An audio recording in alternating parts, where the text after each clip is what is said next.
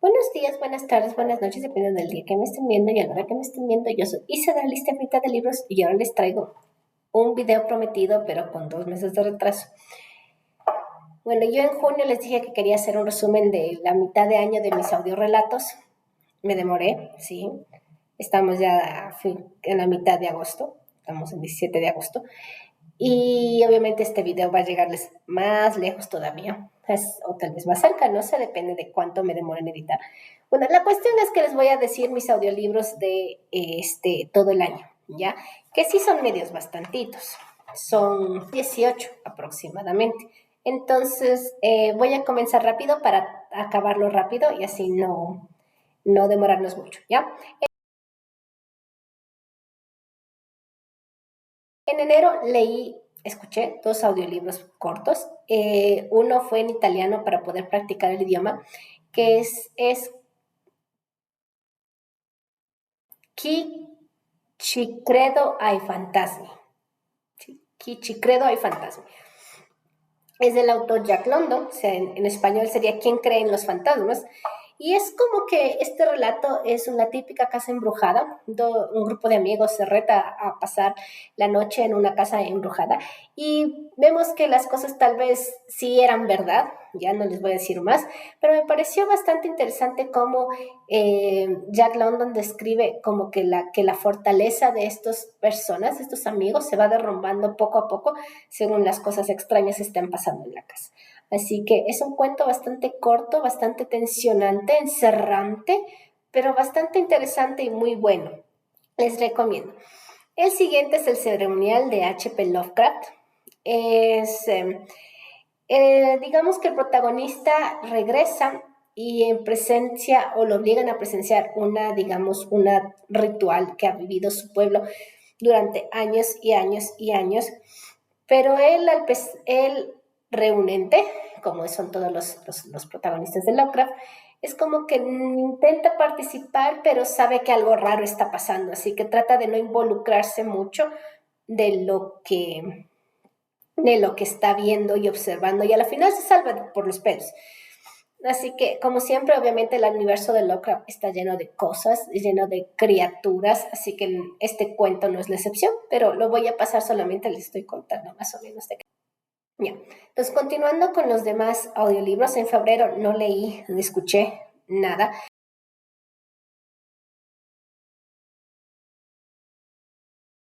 En marzo escuché 2 audiocuentos otra vez. El uno es Ratas Roedores de Veneno, del autor Jorge Ranz Clemente.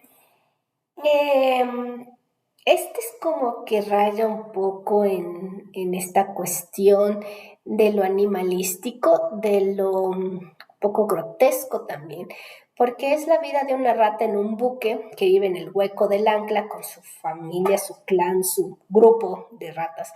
Y cómo poco a poco él empieza a pensar primero su lugar en su grupo, segundo su lugar en el mundo y su interacción con los humanos. Y llega un punto en que el raciocinio del animal no es muy diferente al raciocinio de un ser humano, ¿me entiende? Es como que el autor nos presenta esta analogía en la que no somos las ratas y nosotros tan diferentes en cuestión de comida, sexo y supervivencia, básicamente. Muy interesante, muy tétrico, eso sí, porque nos da a entender como que al final es una especie de final no solo del cuento, sino también del mundo que se habita. Así que interesante. El siguiente cuento se llama Ábreme la puerta de Gustavo Caseta y este cuento también es un cuento de terror bastante digamos, psicológico, en la que el protagonista está, digamos, postrado en una cama, pero siente que su sobrina, que es la persona que lo está atendiendo, que lo está cuidando, está rara, no solo eso, sino que en algún punto deja de alimentarlo o alguna cosa así. Obviamente sabemos, la protagonista mismo nos hace ver que es una mala persona, es un asco de persona y que su sobrina está ya como que haciendo un esfuerzo sobrehumano para poder mantener esta cosa a esa persona con vida. Eh, Sin embargo, cuando una mañana se levanta, empieza a notar algo mucho más raro de lo que está notando, de lo que ha notado en los últimos días. Y cuando finalmente logra abrir la puerta donde cree que su sobrina se ha encerrado para no decirle lo que está pasando, se encuentra con algo que jamás esperaba. ¿Ya? Entonces no les cuento más porque es spoiler, no muy grande, así que, pero es bastante, digamos, horrorífico, ya es como una especie de body horror, o tal vez simplemente horror bastante crudo, ¿ya?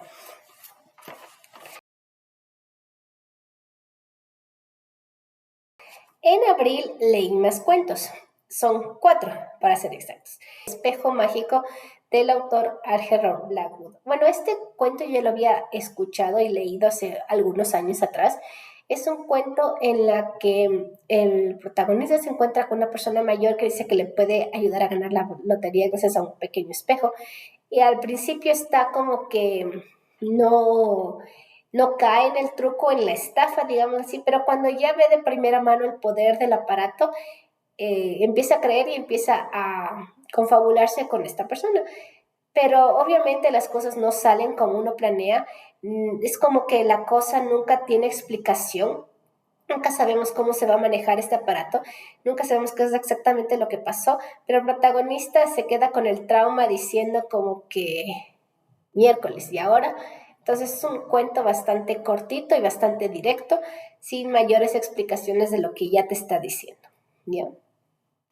Los siguientes tres cuentos son del maestro Edgar Allan Poe y son sus 3 mujeres trágicas, Berenice, Morela y Ligeia. ¿Ya?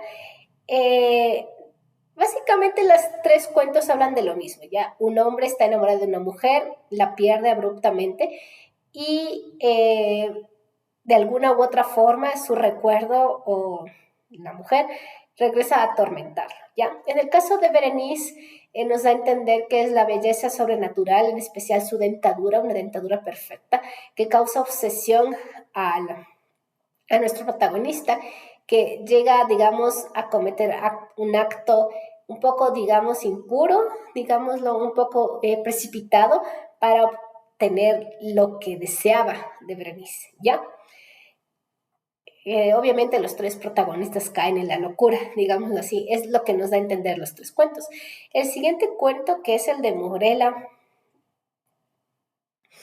es esta especie de relación en la que no se concreta, pero que estás atado a la persona que se marchó, obviamente muerto, porque dejó una descendencia, o sea, tienes un descendiente, en este caso la hija de Morela, que no tiene nombre, ¿ya? Es básicamente la viva imagen de su madre, pero ella no tiene nombre, o sea, es solamente una niña. Y cuando el protagonista, su padre, finalmente le pone el nombre, decide ponerle el mismo nombre de su madre, como que maldiciendo el destino de su hija y acabando con todo lo que pudo haber tenido una felicidad, digamos, un poco más familiar, más paternal y todo eso. Así que es increíble este cuento, es bastante eh, como que perturbante por todo esto, por toda la cuestión de la infancia de la niña y todo eso. Así que te deja esa cuestión de que la niña nunca existió, básicamente, y Morela murió 2 veces, algo así. En este caso, la tercera historia es Ligeia. Esta es la otra dama trágica, porque la cuarta es la Lady Usher, de la casa de Usher.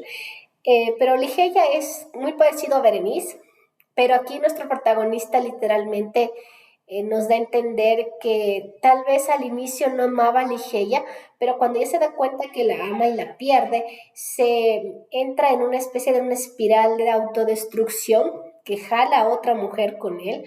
Y cuando finalmente esta otra mujer a la que supuestamente amaba sucumbe, ahí es lo que se da cuenta que tal vez Ligeia no esté descansando en paz, ¿ya? Es bastante fuerte y bastante interesante cómo plantea Poe todo esto.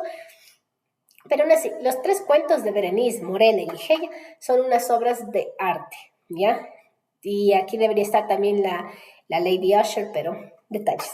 Entonces, las tres damas trágicas de Poe en el mes de abril.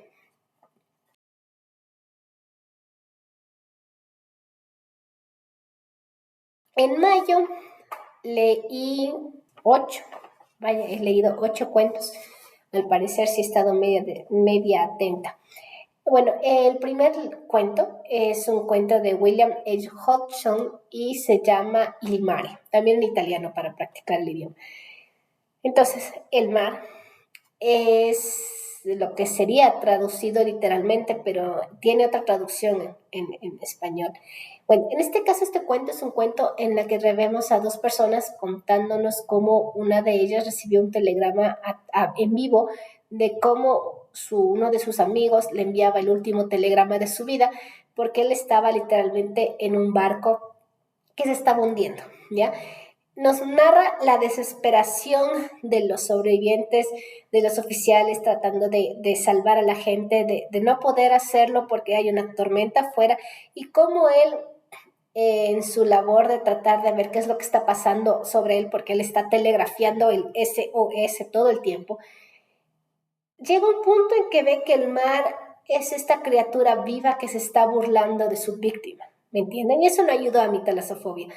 Entonces, es como que te eriza la sangre pensar que tal vez todo el mundo sabe que el mar es una criatura viva, es como una especie de ente que nos regula, quien se burla del mar la pasa mal. Entonces, el hecho de que es como que cuestión caprichosa de que diga el verla en una ola, una cara sonriente, satisfactoria, burlona, de lo que es el mar es como que preocupante, ¿no?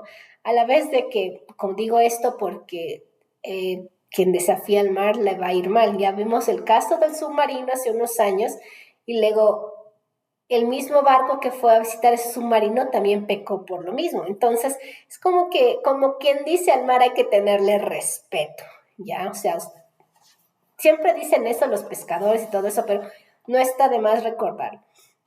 Y William H. Hodgson no es el primer cuento que leo sobre los horrores del mar. Tal vez el señor era algún punto marino antes de ser escritor, o tal vez trabajó en un puerto o escuchó las historias, porque ya llevo 2 cuentos que escucho de él mismo que hablan de estos horrores marítimos que no ayudan a mi talasofobia. Y así que creo que él está como que describe bastante bien toda esta cuestión del ente marítimo. Ahora, el siguiente cuento es No mires atrás de Frederick Brown. Este es un cuento un poco más realista, más no tan terrorífico, un poco más de misterio, digámoslo así. Habla de un grupo de traficantes de dinero, o sea, de falsificadores más bien, de falsificadores de dinero que son descubiertos y el más joven y el que ingresó recién es como que el que ayuda a que las placas de los billetes estén seguras y bueno, hay un conflicto interno entre quién se queda con las placas, quién tiene el dinero, quién tiene la vaina esta, bla, bla, bla, bla, bla, bla, terminando en desastre, porque siempre es así. Y no es la gran cosa, o sea, es interesante el cuento, pero la verdad el cuento en sí no es para tanto. Entonces, eso. El siguiente cuento es La mansión parásito de Mary Elizabeth Conselman, o sea, María Isabel Conselman. Este cuento fue escrito en los albores del siglo pasado, y es lo que me encanta, porque nos muestra una protagonista que en pleno siglo XX, tal vez en la década de los 20 o tal vez de los 10, que ya era una mujer independiente, con trabajo, con sueldo y con independencia de movilidad, que llega a una casa y ve que en esta casa la situación está rara, ¿ya? Una niña que está sobreprotegida no solo por su hermano mayor, sino por su hermano menor, una tía abuela que está extraña y cosas raras que le pasan a esta muchachita, que dicen que es algo sobrenatural. Entonces. Pero nuestra protagonista, como la mujer estudiada e inteligente que es, digamos que le basta una noche para descubrir exactamente qué es lo que está pasando y resolver el misterio. Así que es una joya como que de novela de misterio y terror que es interesante leer. El siguiente cuento es Una noche blanca de Charlotte Mew. Este cuento no me gustó mucho. Es como que un cuento en la que unos turistas llegan a un pueblito de España y em, entran a una iglesia como que para turistear, así sin permiso, sin nada más, y se dan cuenta de que se esconden cuando una especie de ritual va a ingresar y es como que un ritual un poco extraño en la que levantan muertos, alguna cosa así. Digo que no me gustó mucho este cuento porque lo hace ver como que las personas de los otros países que no son ingleses son unos bárbaros, ¿ya? Y que los nativos son cómplices porque saben qué es lo que está pasando, pero no hacen nada porque es parte de. Entonces, es como que ese tinte, ese tonito, ese como que subtexto no me gustó mucho. Pero es que el cuento tampoco es la gran cosa, o sea, solamente es la descripción de este ritual y no es que los protagonistas hagan algo o les involucren a ellos, como que están contando desde lo que están escondidos atrás. Entonces, eso. Por eso digo, no me gustó mucho este cuento. El siguiente cuento se llama La crisis de los muertos vivientes del autor Harold Ward. Y este cuento, en cambio, es un cuento muy extraño porque es como que bueno, el cuento trata de una persona que es contratada para averiguar qué pasó con la desaparición de otras personas que han sido mandadas para el mismo fin y que han aparecido, digamos, o se rumorea que son zombies. Entonces nuestro protagonista escucha primero la historia de la persona que lo contrata, luego va a la casa, ve lo que está pasando y de alguna forma no solo cae víctima de todo esto, sino que logra regresar y cobrar sueldo, luego quedándose en ese estado para siempre. Pero es un cuento un poco más de misterio, no tanto de terror, pero como que interesante. Es regular 3/4, no está tan mal. Así que es un cuento como que para quien de verdad le gusten los zombies, ¿ya? Eso. El siguiente cuento es súper corto y súper bueno, que se llama Veneno de Catherine Mansfield, de Catherine Mansfield. Y esta chica escribió un cuento que es simplemente un diálogo entre dos esposos.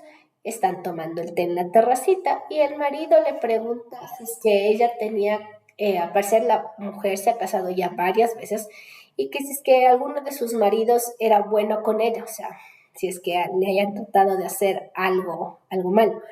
Ella responde que sí, que eventualmente la mayoría de sus ex maridos han intentado, ajá, para quedarse con la dota y la herencia que tiene su haber, y que con el tiempo ella aprendió a reconocer, digamos, los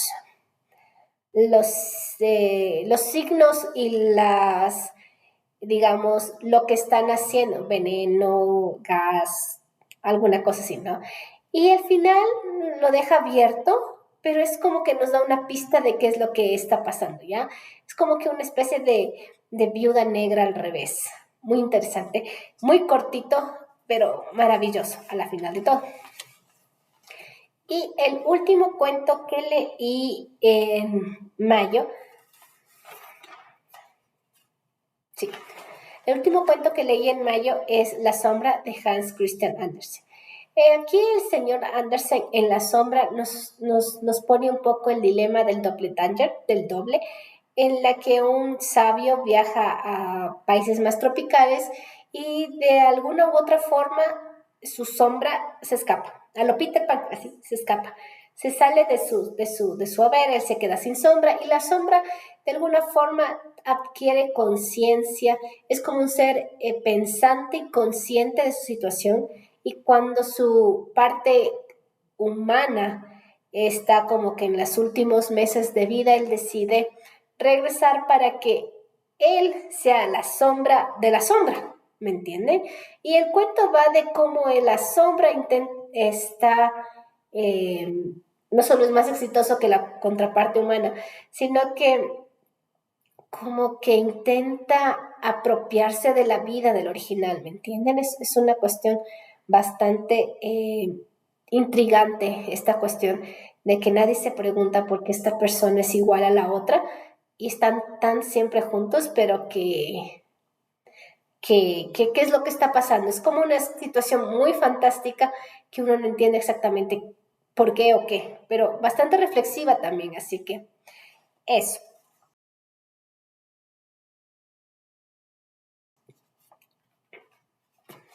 Y en junio leí los tres cuentos y con eso terminamos. El primero es La silla de ruedas de Ed Benson.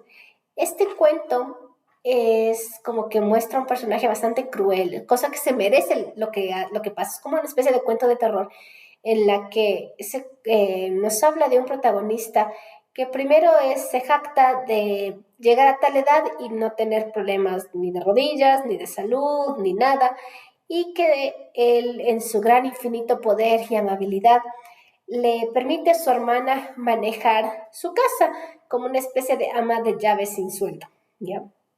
Sin embargo, en las siguientes páginas nos damos cuenta que su hermana no está feliz viviendo con su hermano, que ella sufrió mucho a costa de su hermano y que causó, digamos, la pérdida de un ser querido bastante importante y que digamos que su hermana en solo rencor le lanzó una especie de hechizo que vemos que poco a poco se está cumpliendo, no necesariamente en el caso de que le va mal, sino que cierta persona o cierto recordatorio le está rondando en la cabeza a nuestro protagonista, lo que termina en su ruina. Una ruina, como digo, muy satisfactoria porque el protagonista nos cae mal desde el primer momento en que lo empezamos a leer. Así que es un cuento bastante satisfactorio, a pesar de que se supone que es un cuento de terror y de moral. Así que eso. El siguiente cuento es Cómo se marchó del hotel de Luisa Baldwin. Parece ser que los audiolibros en estos 6 meses, las que son de mujeres han como que están en alto nivel, ¿no? Con ciertas excepciones. Este cuento es otro cuento de terror, pero es un poco más corto y más conciso en el hecho de que el protagonista nos narra la experiencia que tuvo en un hotel y que jamás volvió a trabajar de botones en ese hotel por esta experiencia, en la que uno de los huéspedes está enfermo y él manejaba el ascensor. Recordemos que hace mucho tiempo el ascensor era tan difícil de manejar que necesitabas un botones para aplastar los botones, las palancas y que suba y que baje, ¿no? Entonces, él tiene esta experiencia horrorífica con uno de los huéspedes del hotel. Y aunque tú lo intuyes qué es lo que va a pasar a la mitad del relato, tú sabes qué es lo que está pasando, tú continúas leyendo porque quieres saber cómo termina. O sea, no es horrorífico, no es qué bestia, qué miedo, pero sí te quedas como que un aire helado en pensar de que esto podría pasar y que seguramente las personas que les gusta lo paranormal han visto un millón de veces en su vida. Así que es un cuento corto, directo, pero muy bueno, pero muy bueno. Y el último es de la autora mexicana Daniela Guzmán y se llama Prometeo con carita feliz, ¿ya? Este cuento es un cuentito como que apelando a la mitología de la creación mexicana, me parece. No nos habla del Popol Vuh, hasta donde tengo entendido, pero habla de alguna especie de mito muy parecido al de Prometeo en la Grecia antigua, sino que aquí toma lo que ellos llaman un tlacuatle, que vendría a ser en Ecuador una raposa, lo que vendría a ser en el español común una comadreja, no una comadreja, una zarigüeya. ¿Ya? Entonces, este animalito al parecer está conflictuado porque él dice que sus ancestros fueron los que trajeron el fuego a la humanidad y cómo los humanos deberían estar agradecidos con su especie. Y como el jaguar le dice que obviamente no se lo tome mal porque los humanos somos tontos y que somos fáciles de olvidar. Entonces la zarigüeya, la raposita, se cierra en que él es un ser importante para los humanos y que seguramente le rinden tributo. En este tira y afloja, la raposita decide irse al mundo humano, a la ciudad, a la gran ciudad, para descubrir cómo le rinden pleitesía, y se topa con una realidad horrible en la que no solo estamos destruyendo el medio ambiente, no solo estamos acabando con las especies, sino que nadie reconoce su valía, nadie sabe qué es lo que le pasó a sus ancestros, a los rapositos que trajeron el fuego. Así que nuestra pequeña raposita entra en depresión y obviamente el jaguar, como su gran amigo, decide ayudar a la raposita. Entonces es un cuento como que bastante lindo, como que un recordatorio, no solo de que debemos cuidar nuestro medio ambiente, sino que también debemos, como que, no voy a decir recordar lo que hicieron los animales anteriormente, porque obviamente esto es un cuento, es una leyenda, sino que digamos honrar nuestras tradiciones, ¿ya? Porque en el cuento se hace muy claro esto de la Iglesia Católica y la religión per se. No digo que está mal, pero que no nos olvidemos de quienes estuvieron antes que nosotros y en lo que creían, básicamente. Así que es un cuento bastante interesante, reflexivo, aunque el final y el transcurso del cuento es como que me parecieron muy tristes porque llega un punto en que un poco es deprimente la cuestión que pasa con la raposita. Pero, ¿qué podemos hacer? Entonces, eso es todo lo que les quería comentar con respecto a todos los audiolibros que he escuchado durante estos últimos 6 meses. Este mes de agosto y de julio no he escuchado mucho, así que seguramente a final de año igual haga una compilación de los últimos audiolibros que he leído desde julio hasta diciembre. Entonces, eso. Eso es todo por el momento y ya nos estaríamos viendo en otro video. ¡Chao!